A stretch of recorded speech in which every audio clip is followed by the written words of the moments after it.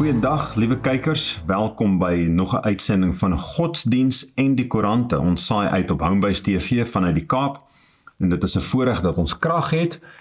Dit is 'n voorreg dat ons die geleentheid het om by mekaar te wees. En dit is 'n voorreg dat Dr. Ficker by my aansluit. Ja, baie dankie. Ek is bly jy sien, ek so bly jy praat van krag, dat die krag is ons dae van hardloop en jaag en krisisse van tussen beerdkrag en geen krag is nou bietjie verby. Dankbaar vir die kykers wat bygedra het, dat ons kon hierso nou die sonstelsel en stelsels kry daar. Ja. En te danke daaraan dat dat Homebase beskikbaar is op die internet sowel as oor satelliet, dan beteken dit dat u hoef nie van krag afhanklik te wees om ons te kry, spesifiek op die uitsaai tyd van hierdie program, wanneer dit nou die eerste keer uitkom op 'n Sondag aand om 7 uur nie. As jy die program gemis het, dis geen probleem, dit is op YouTube, dit is beskikbaar en jy kan dit stuur vir u vriende en familie wêreldwyd, want daar is, soos wat ons op die laaste program uitgewys het, daar is Afrikaans sprekendes werklik die wêreld vol.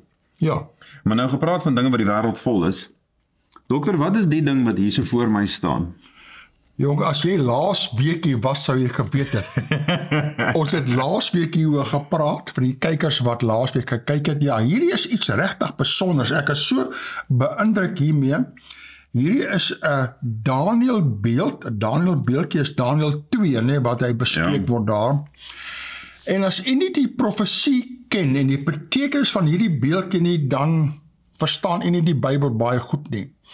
Dan moet u bietjie vir ons kontak, ons het DVD's, ouer boeke daaroor, wat die betekenis van hierdie Daniël beeld is, en wat die betekenis van die profesie is. En hierdie is 'n baie belangrik, soos hulle in Engels sê, 'n talking point. Jy sit hierdie op jou kantoor se lesenaar neer, en mense kom besoek jou, en hulle vra, wat is dit? So jy nou gevra, wat is dit? Nou verduidelik jy vir hulle. En so begin jy met hulle praat oor die Bybel, en Bybelstudies vir hulle gee, en hulle tot bekering bring en op 'n regte paadjie bring, op 'n nou paadjie bring ensovoort. Soos hier is te koop hier by Homebase, slegs R200. Daar's nog 'n klompie van hulle oor, nie te veel nie. Bestel maar gou-gou voor als uitverkoop is. Dit word ingevoer uit van waar dink jy? China. Ja. China maak nou vir ons godsdiensbeelde, kan jy dit glo? Maar dis dan genoeg van die beelde. Wat het ons in die koerante, dokter? Laat ek vir jou vra, wat het jy daarmee te begin? Goed, so kom ons bære miskien, ons gaan nou 'n plek nodig hê op die lesenaar, ons kan hom bære. So, wetenskaplikes vind die oudste verwysing na die Noorse god Odin. Skandinawiese wetenskaplikes sê hulle die oudste inskripsie tot nog toe, wat na die Noorse mitologiese god Odin verwys, op 'n goue skyf gevind, wat in 2020 in die weste van Denemarke opgegrawe is. Lisbeth Immer, 'n navorser van die Nasionale Museum in Kopenhagen, sê die inskripsie is die heel eerste betroubare bewys dat Odin al in die 5de eeu aanbid is. Bril Associated Press. Nou is in 2020 is dit gevind, maar dit haal eers die koerant in Maart van 2023. So dit het seker 'n rukkie gevat om die te ontsyfer. En beteken jy moet hulle goed skoonmaak en dan moet dit afbrand met suur, laat die inskripsies duidelik is en ensovoort. So dit kon die hele proses.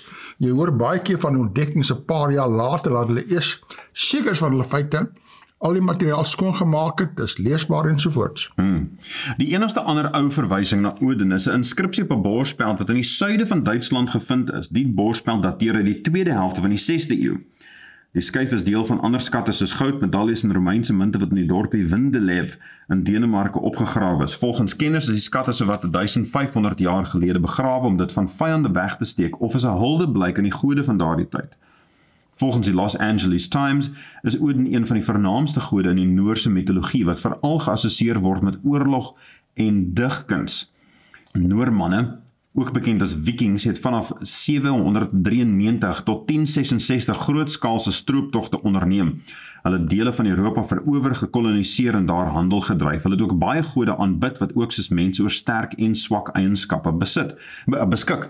My vraag is, as mens 'n god aanbid wat vol foute is, soos ons mense maar is. Hoekom wil jy hom aanbid? Hoekom? Wat is daar om te aanbid? Vir wat? Dit is ook wat my dronk slaan. Afgode diens, en wat se afgode? Ons het laasweek gepraat, waar oor die kole loop en al die kleure en wierook en goed uitgooi. Wat dis miskien 'n lekker show, wat ook al, maar die betekenis, hoekom afgode dien en hoekom verkeerde afgode dien en gode wat oorlog maak, al die dinge, ek weet nie, ek verstaan nie altyd hoe mense dink nie. Nee, verseker. Maar in elk geval, volgens Encyclopedia Britannica word Ouden dikwels as 'n lang ou man met 'n baard en mantel uitgebeeld.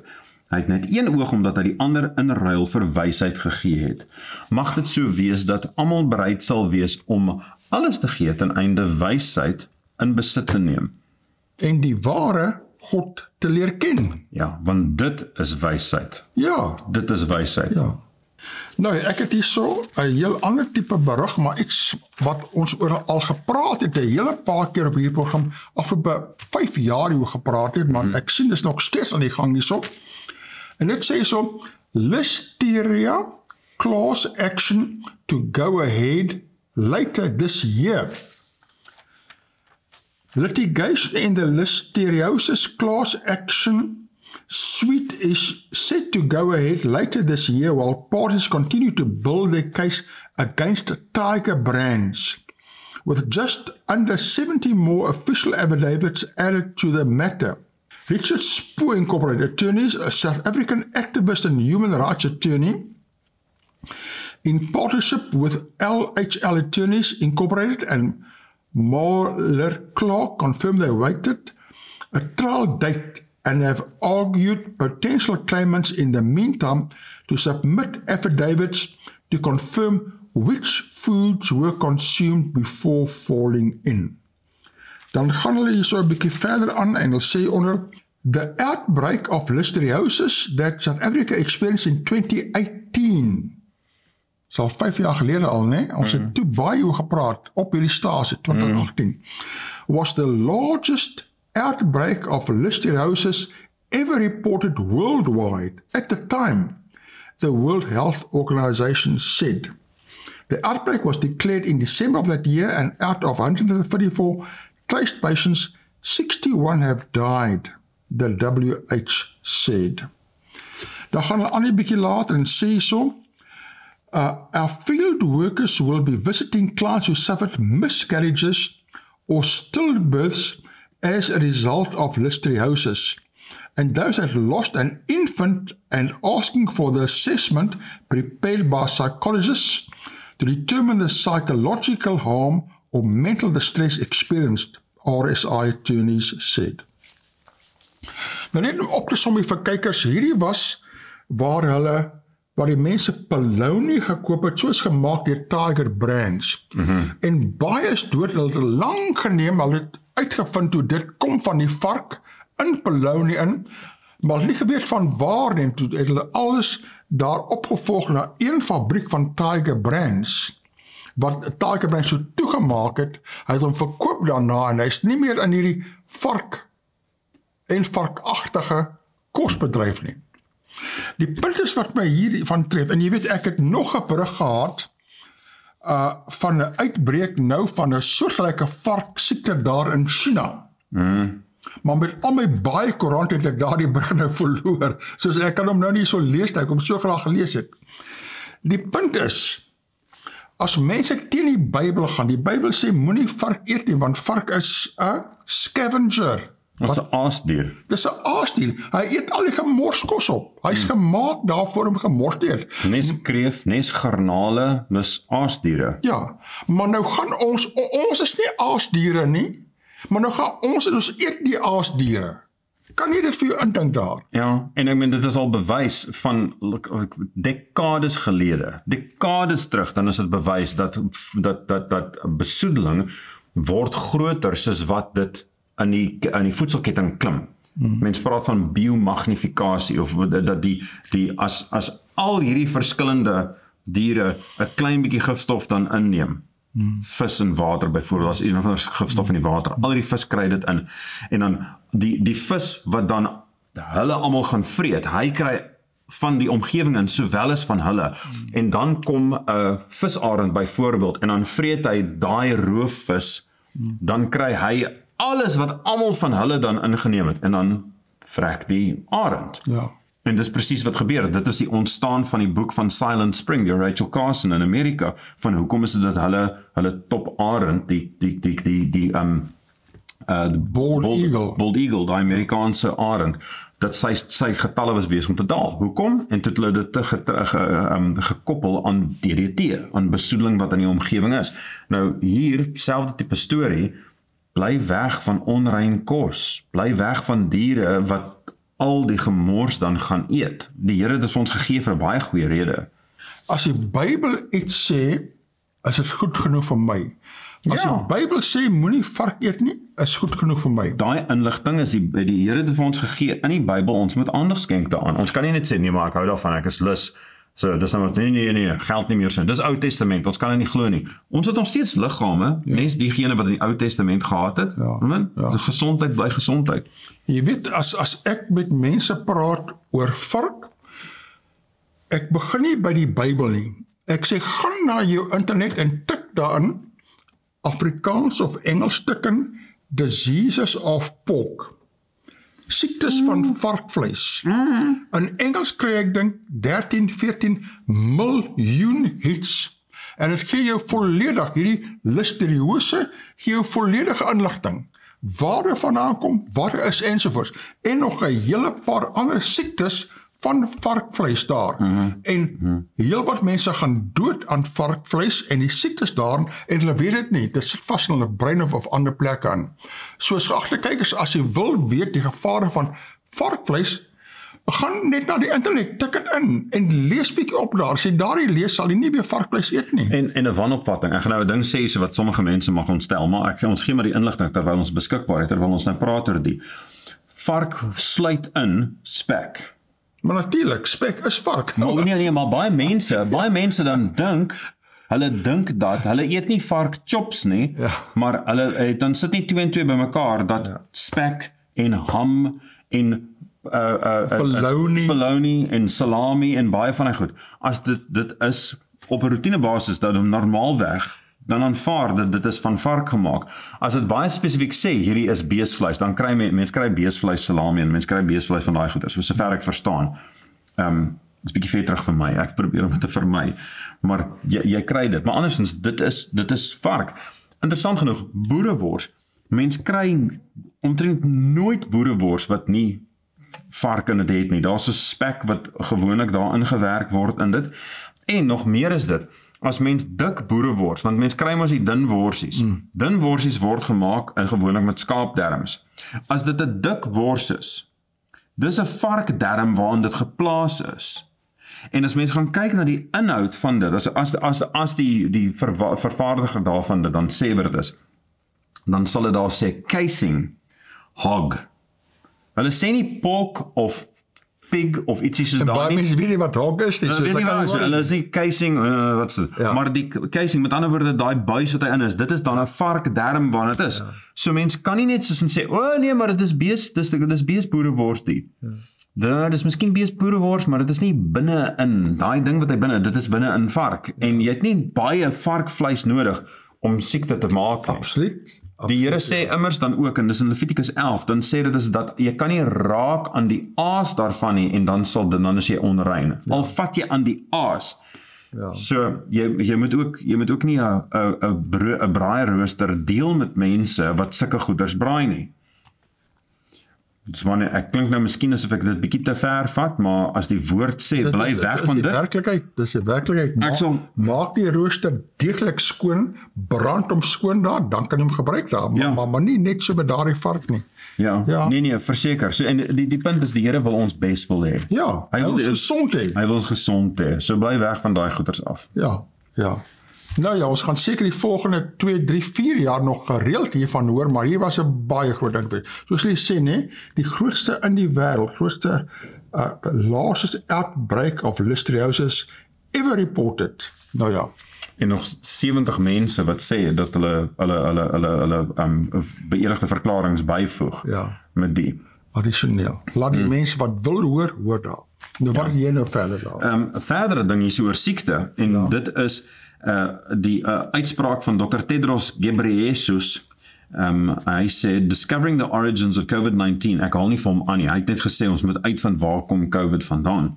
Discovering the origins of COVID-19 is a moral imperative and all hypotheses must be explored, the head of the World Health Organization said on Twitter. In the clearest indication yet that the UN body remains committed to finding how the virus arose. A US agency was reported to have assessed the pandemic had likely been caused by an unintended Chinese laboratory leak, raising pressure on the WHO to come up with answers. Beijing denies the assessment, which soon could become public after the US House of Representatives voted to declassify it. The first human cases were reported in Wuhan, China. En dit was van meet af, dus daar mense wat gesê het dat die ding het gekom van 'n nat dieremark van 'n vleermuis of ietsie soos dit, en toe kort na dit, toe was dit van, maar wag 'n bietjie, daar soos allerhande snaakse goeders wat by 'n laboratorium plaasgevind het, en hier kom dit nou. Die ding wat interessant is net, ons moet baie versigtig wees van die inligting wat die rond te doen. Op die einde van die dag, ons moet seker maak dat ons onsself gesond hou, leef gesond, slaap genoeg, eet vars kos, kry sonskyn, moenie jouself doodwerk nie, ens, daai tipe ons moet daai verantwoordelikheid moet ons neem, soos ons nou gepraat het van vir my onrein kos. Maar die Amerikaners was ook beskuldig daarvan dat hulle ietsie hiermee te doen gehad het, en dan is die Chinese besig om dit te doen. So dit wat ons gaan lees hieroor, daar gaan nog baie water in die see loop, voordat ons eintlik 'n aanduiding het van wat gebeur het met al dit. Ja, baie interessant, hier was 'n groot vraag gewees so 'n paar jaar gelede, so uitgebreek het, is dit mensgemaak, of is dit van die vleermuise, en daar was baie sterk aanduidings. Wat interessant is dat daardie nou weer tevoorskyn kom, en hulle wil dit weer seker maak. Soos as dit mensgemaak is, uit die laboratorium uit, dan het ons probleme, maar natuurlik, dit is ook 'n teken van die eindtyd. Die eindtyd praat van pestilensies wat daar sal kry, waar die oorsprong is mensgemaak, of die maak nou nie eintlik saak nie. Maar dit is 'n teken van eindtyd, daardie ongelooflike, ek dink daardie is die grootste pestilensie ooit, wêreldwyd, verspreid, wat ons gehad het. Een van die grootste. In ons leeftyd, ja, ek kan nou nie die syfers onthou van hoeveel mense is oorlede in die swart dood, byvoorbeeld, van hoeveel daar, maar daar is duisende mense wat dood is, en die effek van binne ons generasie, daar is nie iets wat 'n groter effek gehad het in ons generasie as daai nie, glad nie. Sure. Nou kom ons gaan nou na iets heel anders toe, en hierdie is nou 'n interessante berig hier vir 'n hele klomp verskeidenheid redes. En hierdie ene gaan oor Steve Hofmeyr. Hy is so elke nou en dan in die nuus. Maar dit gaan ook, dit sê so heel boon, Steve moet nou R100,000 hoes. Die arme Steve. MRK, dit is nou die Mensenregte Kommissie, en hy moet gesprek oor diversiteit bywoon. Dan nou heel bo sê LGBTQIA+, is daar die plus maneskikking, of is dit plus koppeltekenskikking daarvan? Ja, snaakse vraag, maar dit is 'n koppelteken. Want hy het vasgehaak by die plus, hy het aan die plus konnotasies gemaak, plaas die plus los en dan by die minus gaan, en dan het hy miskien nie. Hy het 'n kommentaar gemaak oor, en toe is dit nou 'n volskaalse minus vir hom, minus 100,000. Minus 100,000 aanleiding. Ja. Kom ons lees 'n bietjie hierdie, want dit het heel wat implikasies hierson, hè. Die sanger Steve Hofmeyr moet R100,000 aan 'n LGBTQIA+ organisasie skenk as deel van die skikkingsooreenkoms met die Mensenregte Kommissie. Die skikkingsooreenkoms is gister in die Gelykheidshof in Koerante as 'n bevel van die hof uitgereik. Hofmeyr moet ook binne die volgende 3 maande 'n bewusmakingsgesprek oor diversiteit en inklusiwiteit bywoon wat deur die MRK aangebied word. Soos hy moet nou geleer en opgevoed word oor diversiteit en inklusiwiteit. Almal mos nou alles inclusive. Nou in elk geval. Die hofbevel volg nadat Out LGBT Wellbeing, 'n organisasie sonder winsbejag in Kleberega, 'n klag by die MRK teen Hofmeyr ingedien het oor sy uitlatings oor die LGBTQIA+ gemeenskap in 'n video wat hy verlede jaar op sosiale media geplaas het. In die video wat sedertdien verwyder is, het Hofmeyr oënskynlik daarop gesinspeel dat die plus in die afkorting LGBTQIA+ bestialiteit insluit. Hy het die video gemaak om Disney te kritiseer oor sy besluit om karakters van die lang afkorting gemeenskap by sy produksies in te sluit. Die MRK het in hofstukke aangevoer Hofmeyr se uitlatings kom neer op haatspraak en tuistering op grond van seksuele oriëntasie. Voordat die skikkingsooreenkoms gister in die hof bekragtig is, het Hofmeyr die afgelope Saterdag aand reeds in die eerste deel van die ooreenkoms voldoen deur onvoorwaardelik verskoning te vra aan die LGBTQIA+ gemeenskap en enige ander lid van die publiek wat aanstoot geneem het weens sy kommentaar in die video. Hy het ook erken die aanmerkings was kwetsend vir lede van hierdie gemeenskap. Die hofbevel is gister deur advokaat Andrei Gaum, MRK kommissaris, verwelkom, wat ook die hoop uitgespreek het dat dit Hofmeyr daarvan sal weerhou om weer negatiewe aanmerkings oor hierdie gemeenskap te maak. Dis ook 'n baie duidelike boodskap aan Suid-Afrikaners dat dit onaanvaarbare gedrag is en tot groot pyn en leed vir die gemeenskap lei. Dis interessant. Wat is die onaanvaarbare gedrag om die negatiewe kommentaar te maak oor dit? Dis wat hy sê is onaanvaarbaar. Die onaanvaarbaar is as jy enigiets sê wat negatief is aangaande LGBTQ. Jy mag niks sê nie, jou vryheid van spraak word beperk. Ons sal nog daaroor dink en pynsdaag. Ja. Dan gaan hy aan die sop. Die MRK sal die soort aangeleenthede aanspreek. Ons duld nie onbillike diskriminasie met betrekking tot enige van die verbode gronde nie. Dit maak nie saak wie die persoon is wat betrokke is nie, ons sal nie skroom om mense aanspreeklik te hou wat hulle aan die soort gedrag skuldig maak nie. Met die kleurvolle Pride vlag in sy hand het Sibonelo Nkamane van die LGB Wellbeing gister gesê die organisasie is tevrede met die uitkoms van die saak. OK, nou net oor hierdie ding daar, kyk die prentjie daar staan hierdie Sibonelo by die vlag. Maar die een wat sê I'm here and I'm queer. Maar kyk nou wie staan nou by daar. Daar by hom langs by die vlag is Andrei Gaum, kommissaris van die Menseregte Kommissie. Nou is my vraag, as Gaum nou gaan staan en hy is daar by 'n LGBTQ vlag daar, hoe objektief kan hy wees? Hy word nou afgeneem daar, waar hy daardie saak nou bevorder, moet hy nie miskien wegbly van sulke foto's af, of wat ook al? Maar die probleem is dat en dis 'n goeie punt wat dokter maak hier so vanuit objektiviteitsperspektief. 'n Mens kan nie watter menseregte moet nou onderskryf word, die Menseregte Kommissie, want die mens is 'n baie deurmekaar ding en sy gedagtes is die hele wêreld vol. En as ons mense wat dink dat dit aanvaarbaar is om ander mense op te blaas ter wille van wat dit ook mag wees. Jy mag daai persoon doodskiet ter wille van in die belang van die gemeenskap. Dit is miskien 'n ekstreme voorbeeld, maar daar is mense wat so doen. Daar is mense wat sê dat hulle persoonlike voorkeur is om 'n pedofiel te wees. Van ons nou ewe skielik dan vir hulle ook sê, nee, maar dit is doodreg, ons kan daai doen. As jy nie 'n vaste middelpunt het vir morele waardes nie, en jy sê, laat dit oor aan die mens se nikke en grille. Dan het jy mekaar. Jy het nie meer 'n spulpunt waarom goeie draai nie. Ja. Dan loop hy maar rond soos wat die gier is, en dan soos wat die persoon by die hardste skree, is dan ewe skielik is dan reg en oortuig ander, dit kan nie wees nie. Ons moet 'n objektiewe standaard hê waar volgens ons kan sê, hierdie is wat reg is en dis wat verkeerd is, en wie beter as om te sê wat is reg en wat is reg en wat is verkeerd as die skepper. En nie net die skepper op 'n afstand nie, God wat so betrokke is in sy skepping dat hy bereid is om te sterf. Jesus het gesterf vir ons.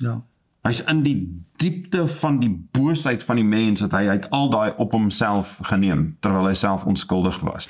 Hy is die standaard. Absoluut. Dus, nie, ons is net lus vir dit, nie. Absoluut, ja.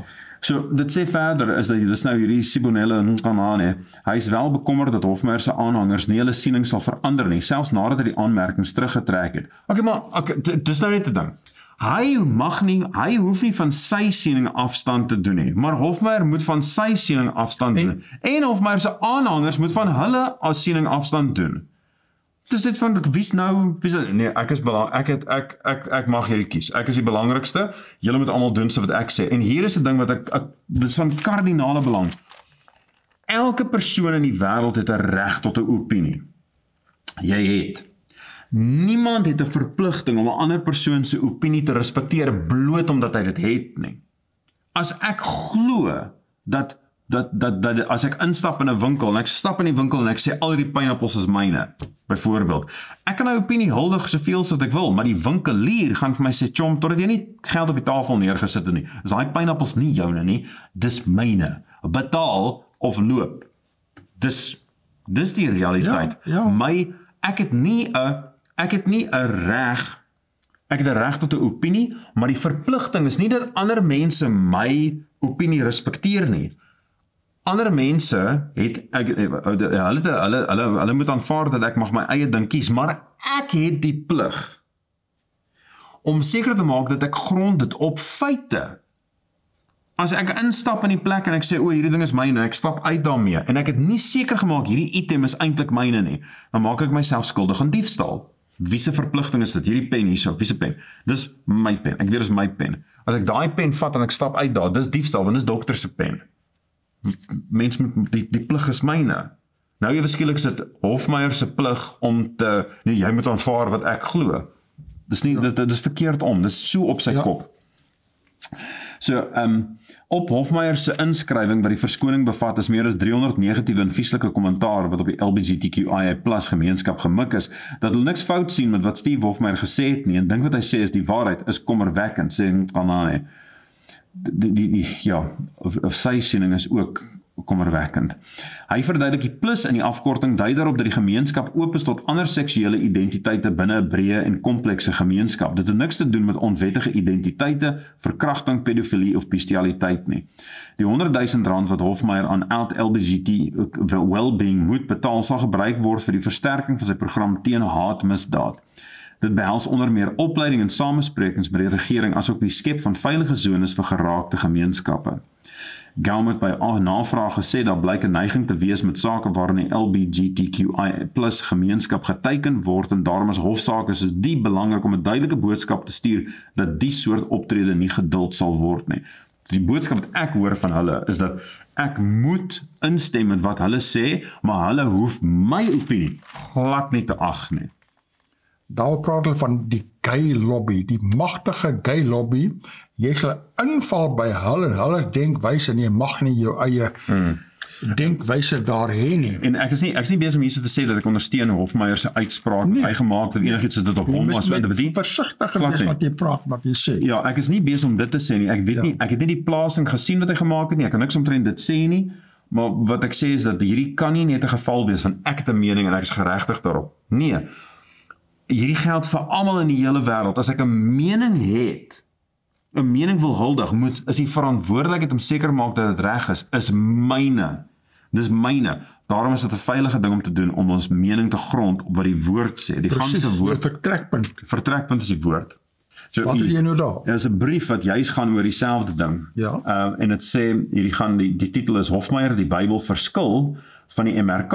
Dankie, dis eintlik die punt wat ons vroeg gemaak het. Pieter de Jager uit Reddersburg skryf: Die MRK het beslis Steve Hofmeyr het die LGBTQ+ gemeenskap kwetsend aangeval. Sibonelle Nkanane van LGBTQ Wellbeing sê die plus het niks met onwettige seksualiteit soos bestialiteit te doen nie. Die MRK se advokaat Andre Gam spreek sy hoop dat Hofmeyr se skuldigbevindinge 'n duidelike boodskap sal uitstuur. Aan die ander kant skaar talle Hofmeyr aanhangers hulle by hom. Daar's ook 'n ingrypender kant. En hier, dankie tog dat meneer de Jager hierdie uitlig. Dit gaan nie oor wat sê die MRK of wat sê hierdie ouens of wat sê Steve Hofmeyr nie. Daar's 'n ingrypender kant. Die Bybel trek 'n streep deur menslike oorwegings wat seksualiteit sogenaamd wetlik toelaatbaar maak. In Levitikus 18 vers 22 tot 25, 20 vers 13 en 15 tot 16 word homoseksualiteit in een asem genoem en in een homogene verband geplaas met bestialiteit. Hier is vereenselwiging met mekaar 'n vergrype aan die heiligheid van God. Die Nuwe Testament verdoem soortgelyke oriëntasies.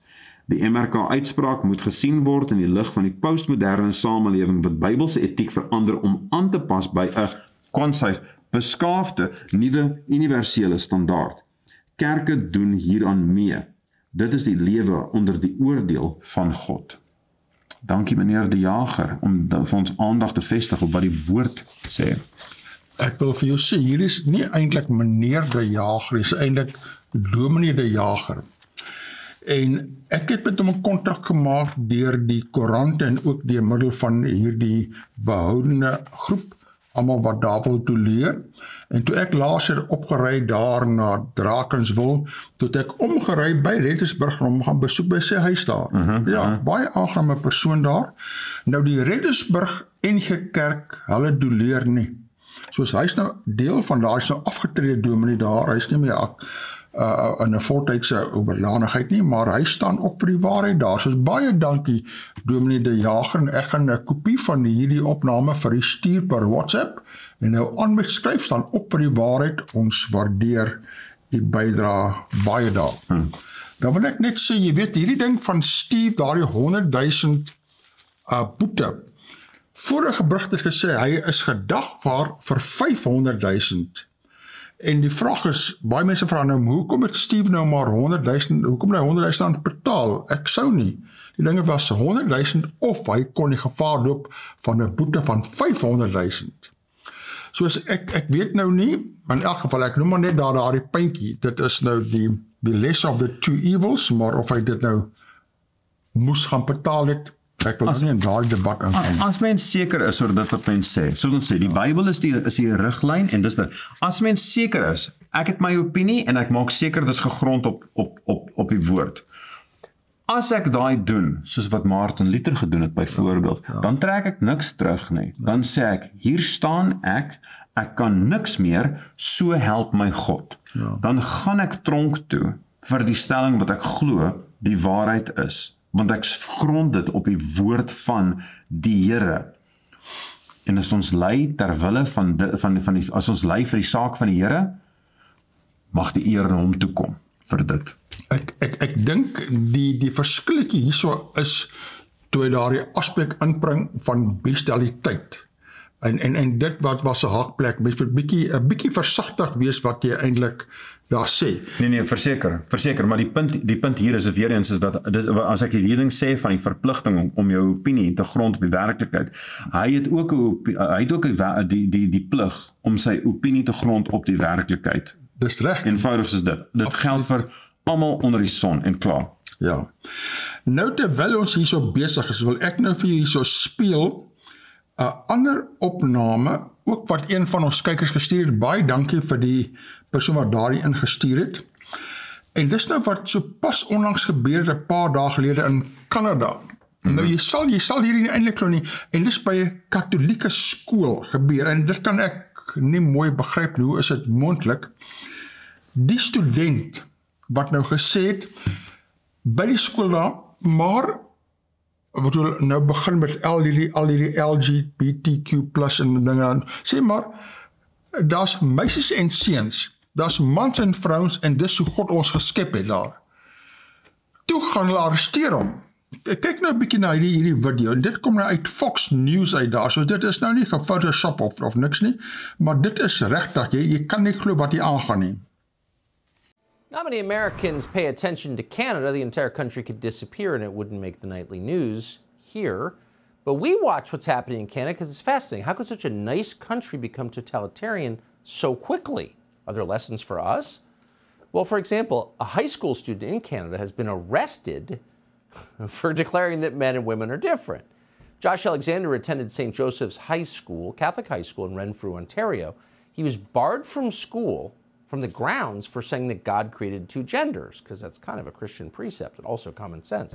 When he showed up for class, police arrested him. You can see it on your screen right now. So we thought it'd be worth talking to him, and now we are. Josh Alexander and his lawyer, James Kitchen, join us. Thanks to you both for coming on. Josh, first to you. You were arrested because you showed up on campus at a Catholic school for saying that men and women are different. Have we overstated that? No, that's exactly what happened. There was a lot of steps that it took to get to that point, but female students complained to me, and they said they were concerned because males were using their washrooms. This turned into a debate at the school, and I stated my opinion on it, and I used scripture to back that up, and they removed me from the building for the remainder of the year, and when I attempted to attend class, I was arrested and charged. Did you point out that this is a Christian school and that this is like a core Christian idea because it's like in the Christian book, which some call the Bible? Yeah, absolutely. I actually tried to have that discussion with my administrators, but they refused to do so. Mr. Kitchen, my apologies, by the way, on what's happened to your, I think, great country.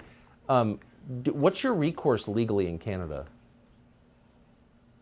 Well, it's limited, of course, because our Constitution is much weaker, and because there seems to be culturally and legally much less respect for individual rights and freedoms, and much more interest in, government having the kind of power to do what it wants.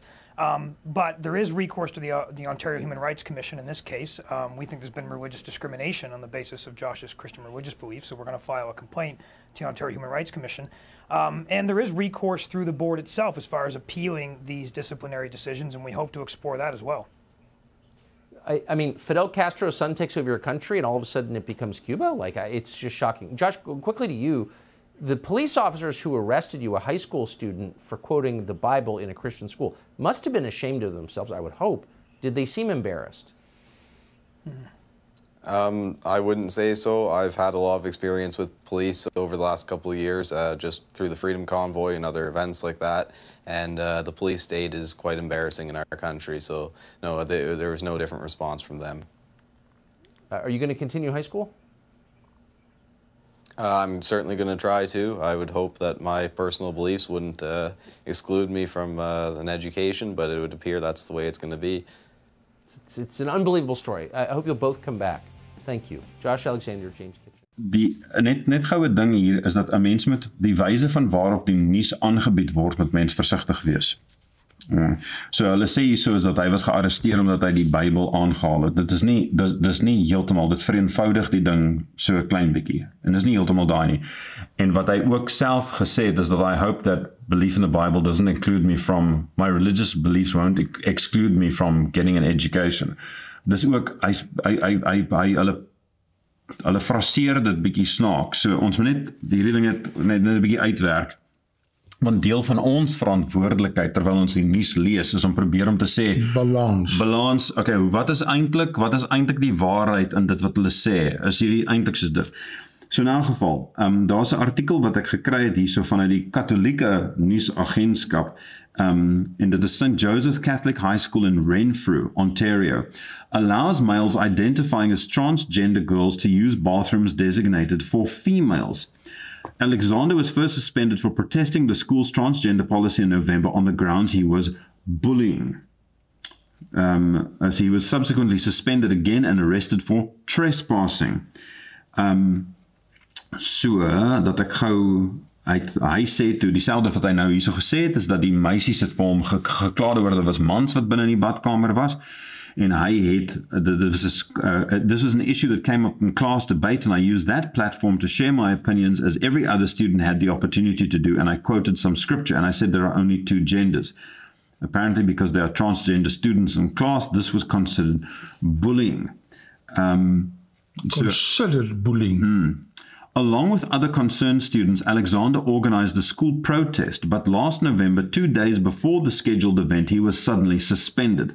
The protest took place outside the school as planned on November 25. Local groups Anpoor Pride, Renfrew Pride, and PFLAG Canada Renfrew County organized a counter-protest, calling Alexander's group a terror organization. LifeSite News reported that St. Joseph High School informed students participating in Alexander's protest they would be banned from accessing school transportation.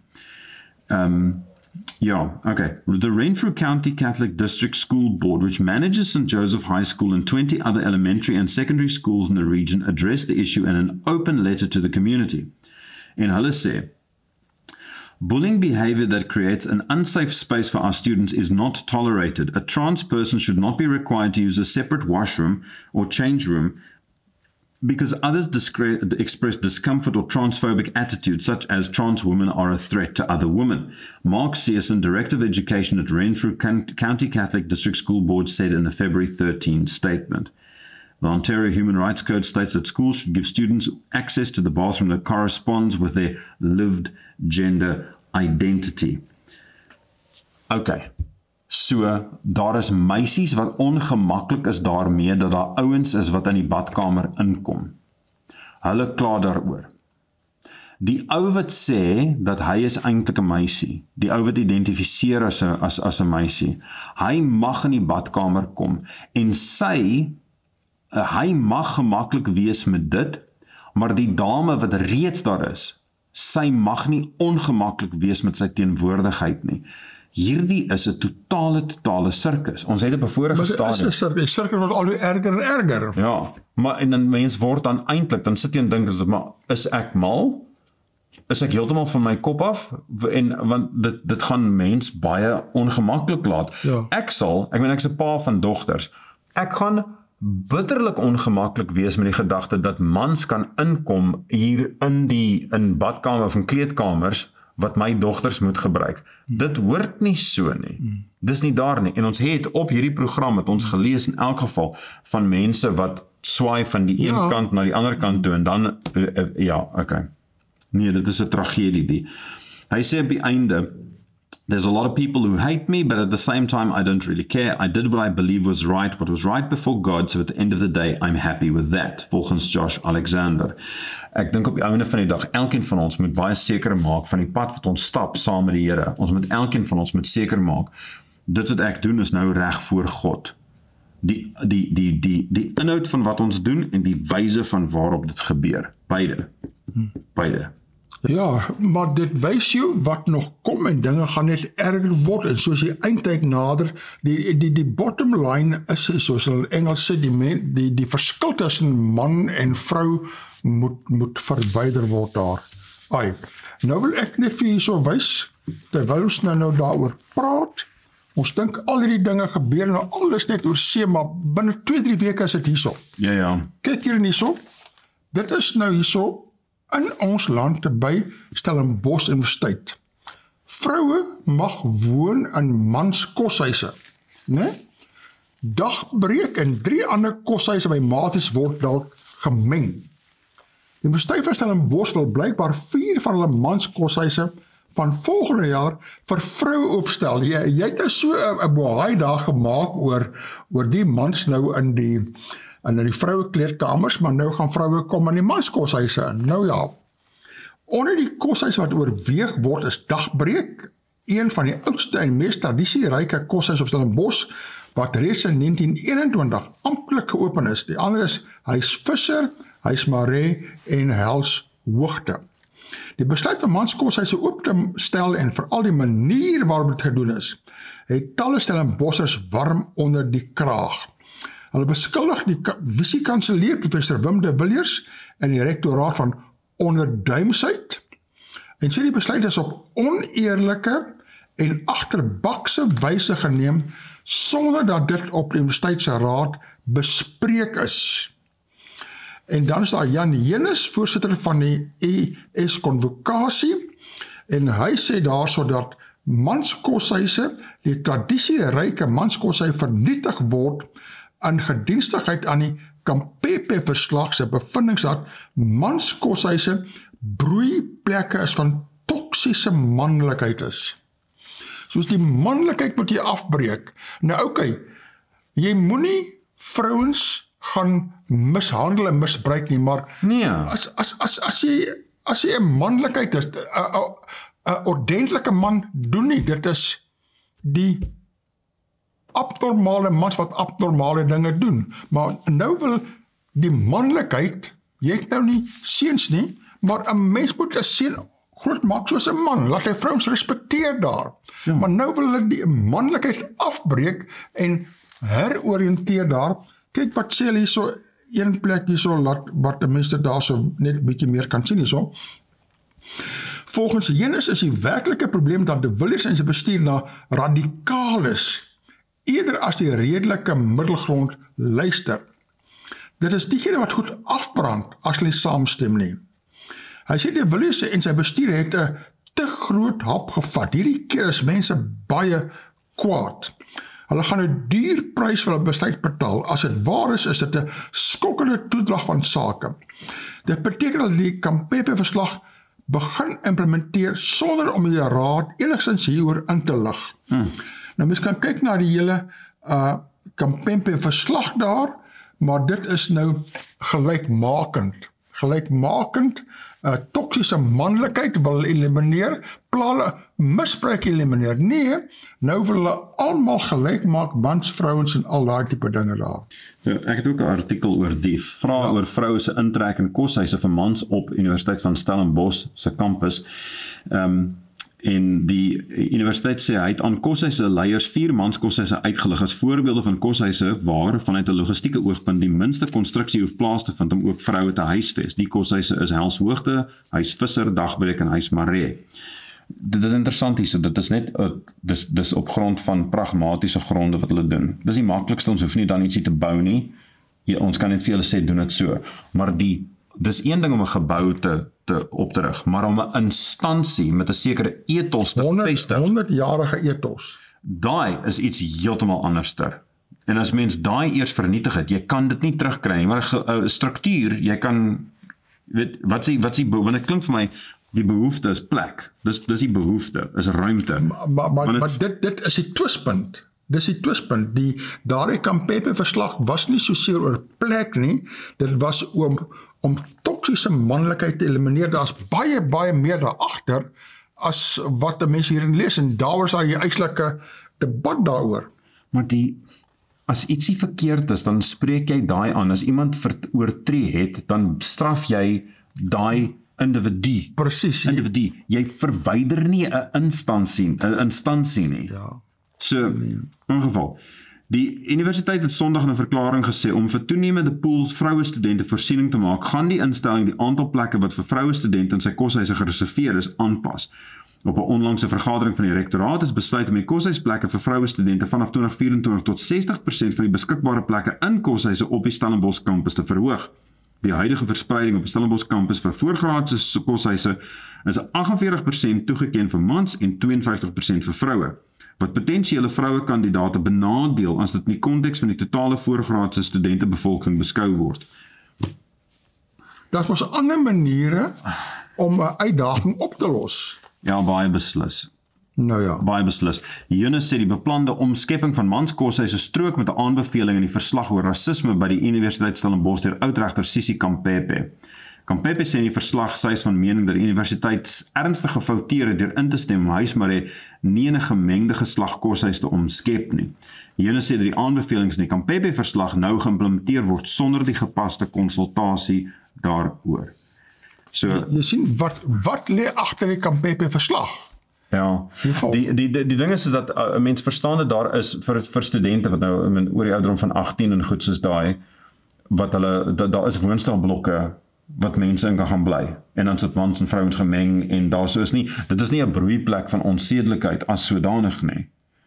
Dit is nie te sê nie. Die gedagte dan met die hele ding van Josh Alexander vroeër, dis kinders wat op skool is, en dis 'n badkamer spesifiek, dis iets anderster. Maar hier dan, dit is tot watter mate is dit eintlik 'n redelike besluit wat geneem word. Maar ja, administrasie is nie 'n maklike ding nie. As jy self daarin wil begewe, kan jy 'n ander benadering hê en die uitdaging oplos op 'n ander manier. Ja. Nou ja. Kom ons kyk nou hierso na 'n ander aspek. Ons het al baie gepraat oor kerke, oor see. Ons het vorige week of 2 gepraat oor die Church of England wat daar aangaan. Hierso is nou in Suid-Afrika wat hier aangaan. Net so ons daar kyk na Stellenbosch. Nou is die opskrif hierso: Stance on same-sex marriage threatens church unity. Dis nou nie oor seën nie, dis nou plaaslik en dis nou nie die NG Kerk of ander kerke nie, dit is nou die Anglikaanse kerk, né? As the Anglican Church in Southern Africa continues to rule out marriages for same-sex couples, soos hulle wil dit nie hê nie, NG Kerk sê dit is okay, Anglikaanse kerk sê nie. Maar nou maak hulle aanpassing daarbey, né?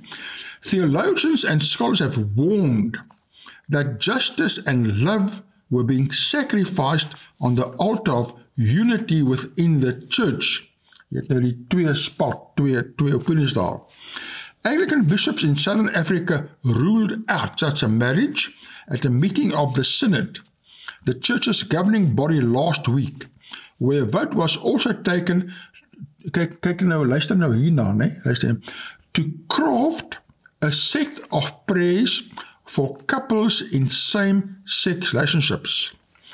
So hulle wil nie trou nie, maar nou moet hulle spesiale gebede opstel daar, sodat hulle geseën kan word. Ons sal en wat deel vorm van die liturgie, dit gaan soos in 'n formulierboek opgeneem word.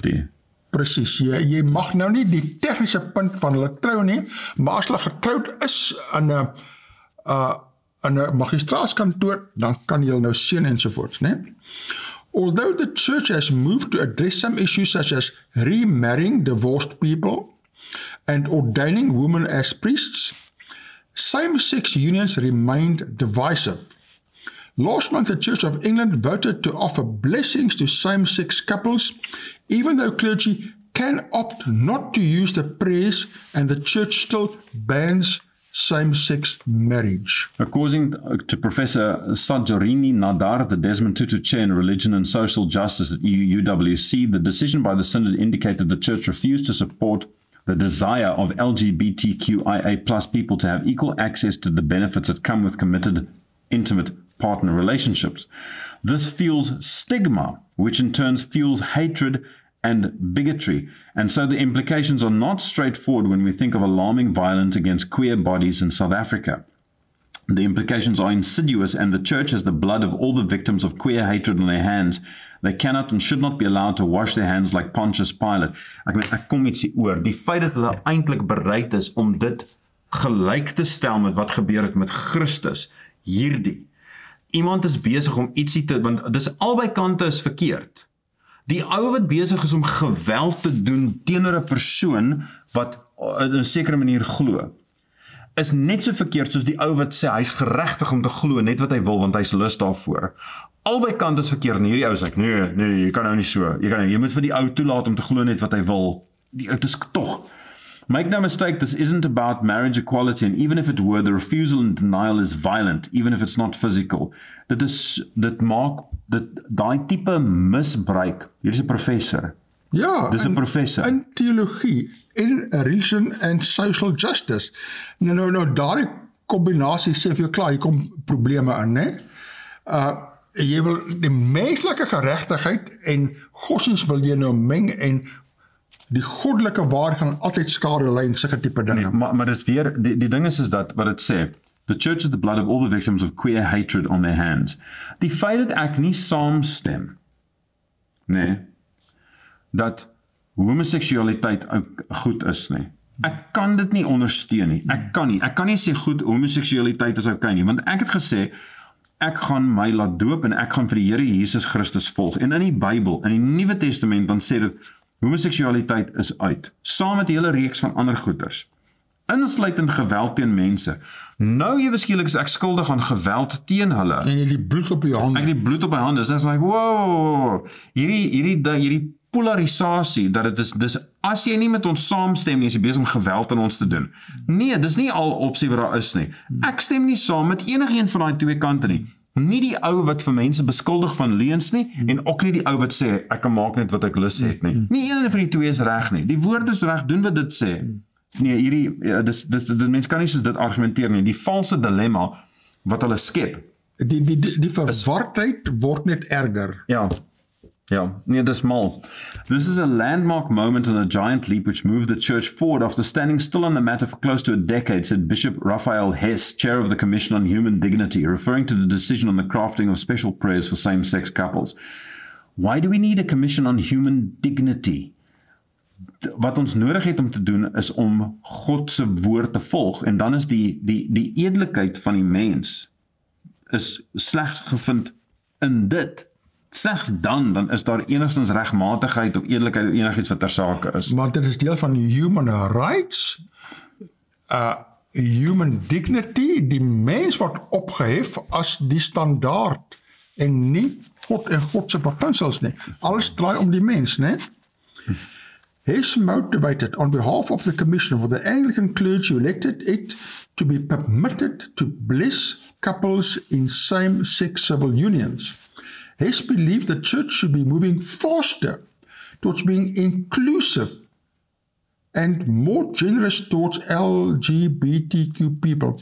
Hier weer is daar so being inclusive, die groot tent van die NG Kerk sê die groot tent, almal must be included. Almal maak nie saak nie, include everyone there, né? Maar nee, die interessante ding vir my is dat ek sien nou hierso wat in hierdie artikel is ook verskriklik eensaidig. Maar natuurlik die Koerante, Weekend August. Ja. Maar dit is verskriklik eensaidig, want net die standpunt van ons wil dit hê, ons wil dit hê, ons wil dit hê. Ja. Die Vox Populi is besig om hierso aangevoer te word. Ja. Hulle beroep hulle op die wil van die mense, en die wil van die mense is dit wat moet gedei. Ja. Dit kan nie so wees nie. Jy het nie Christendom is nie 'n demokrasie nie. Ons sal dit almal so hê, daarom verander ons stem vir dit. Meerderheidsbesluit. Nee, meerderheidsbesluit dan werk dit glad nie, want daar's soos 'n wolf wat rondloop in skaapsklere, en ons moet waak. Jy kan nie gaan staan in demokrasie hê nie. Dit lyk my dat op hierdie stadium in die wedstryd, dis net die wolwe wat aan aandag geskenk word. Ja. En diegene wat werklik Christus wil volg en sê, so sê die woord, heeltemal uitgeskakel. Ja. Dan gaan hy aan, hy sê, retired Anglican priest Chris Arendt said the church was lost when it came to dealing with sex and sexuality. Die church miskien, hierdie church miskien, maar nie die Bybel. Die Bybel is baie duidelik daaroor en daai tipe dinge. They aren't even beginning to understand, debate, or explore the much more complex issues faced by, for example, transsexual people, intersex persons, or issues like polyamory or the myriad of gender identity issues the younger generations are navigating, he added. Polyamory? Hallo, mens noem dit veel wywery. Die Bybel is baie duidelik daaroor. En ek gaan dit sê wat ek op 'n vorige stadium gesê het. Is dit so dat daar sommige mense is wat intersex is? Ja. Wat as tweeslagtig gebore is? Ja, dit gebeur. Hoeveel is daar van hulle? Dis uiters skraal. Uiters skraal. Nie my woorde nie, dit is volgens dokters, volgens mediese deskundiges, volgens die verslae wat beskikbaar is en sê dat dit is uiters min. Daar is 'n ander mediese verslag wat ek van gehoor het wat al gediskrediteer is, wat aanvoer dat dit is 1 uit elke 50 mense, 2 in 100, is intersex. En 2 in 100, ek meen dit totaal en al. Maar nou, hy sê dan hierdie goeders is, ons moet hierdie goeders, die punt wat ek probeer om te maak, is, so die mense wat intersex is, die klein hoeveelheid van hulle, dis tragies, dis verskriklik.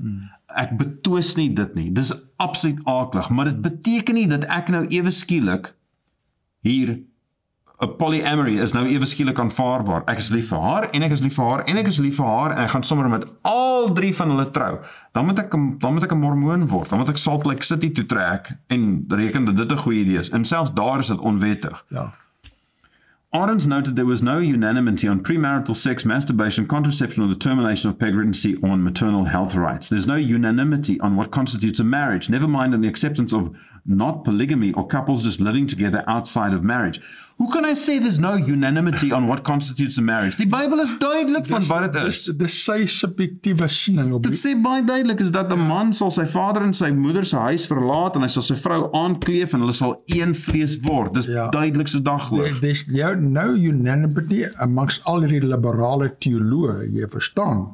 Maar volgens die Bybel is daar unanimity. Maar hoor nou hierdie horribale kommentaar wat hy maak. Hy sê, the conservatives want a box of rights and wrongs. The progressives seek a pilgrimage of exploration. Hulle kan maar voortgaan om daai verkenningsrit waarheen hulle op pad is. Ek is jammer om te sê, dit lei na die verderf. Hulle kan nie nou net sê, nee, ons is progressief, ons soek vordering. Dit is vordering weg van die waarheid af. Ja, dis 'n horribale agteruitgang. Ja. Romeine 1 vers 30 maak dit in elk geval baie duidelik dat een van die dinge wat die mens nie mag doen nie, is 'n lang stuk hier wat Paulus skryf van al die goeders wat verkeerd is in die mensdom, en een van dit dan wys uit, uitvinders van slegte dinge. Ek gaan dit sommer lees. Ek gaan vinnig net hierso lees, terwyl ons nou 'n geleentheid het. En watter teks is dit daarin? Romeine 1 vers 30, dis vanaf vers 28 tot by 32. Ja? Omdat hulle dit nie die moeite werd, en hierdie stuk kom na, let wel, net so die manne die natuurlike verkeer met die vrou laat vaar en hulle welis teenoor mekaar ontbrand. Man het met manne skandelyk bedrywe en hulle self die noodwendige vergelding van hulle dwaling ontvang. Daar sê dit. Hoekom? Want hulle die waarheid van God verruil vir die leuen en die skepsel vereer en gedien bo die skepper wat geprys moet word tot in alle ewigheid. En hier sê dit, omdat hulle dit nie die moeite werd geag het om God in erkentenis te hou nie, het God hulle oorgegee aan 'n slegte gesindheid om te doen wat nie betaam nie. Hulle is vervul met allerhande ongeregtigheid, hoerery, boosheid, hebsug, ondeug, volnydigheid, moord, twis, bedrog, kwaadaardigheid, nuusdraers, kwaadsprekers, haters van God, geweldenaars, trotsaards, grootpraters, uitvinders van slegte dinge. Ai. Ongehoorsaam aan die ouers, onverstandig, ontrou, sonder natuurlike liefde, onversoenlik, onbarmhartig, mense, al ken hulle die verordening van God goed, dat die wat sulke dinge doen, die dood verdien. Die dinge nie alleen self doen nie, maar ook hulle goedkeuring skenk aan die wat dit doen. Derhalwe, persoon wat daai goeders doen, kan nie jou goedkeuring daarvoor skenk nie. Dis nie soos wat dit hoort nie.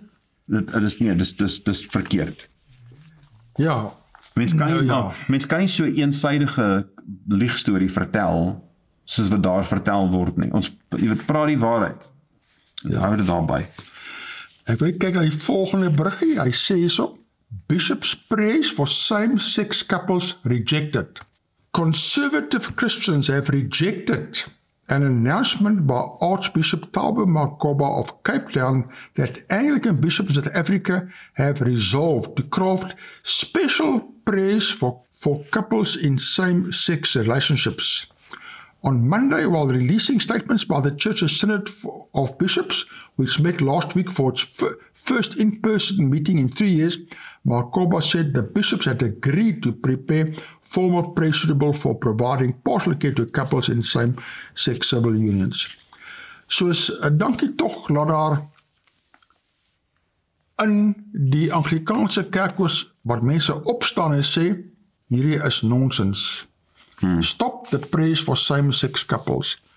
Hoor ons tydjie is klaar. Ek weet nie wanneer jy laas dan na die horlosie verkyk het nie, maar dit is al oor tyd al. Ons sê vir kykers, baie dankie vir die saamgesels. Staan by Gods woord. Staan vas, staan sterk. Laat die waarheid seëvier. Totsiens tot volgende week. Dankie, totsiens.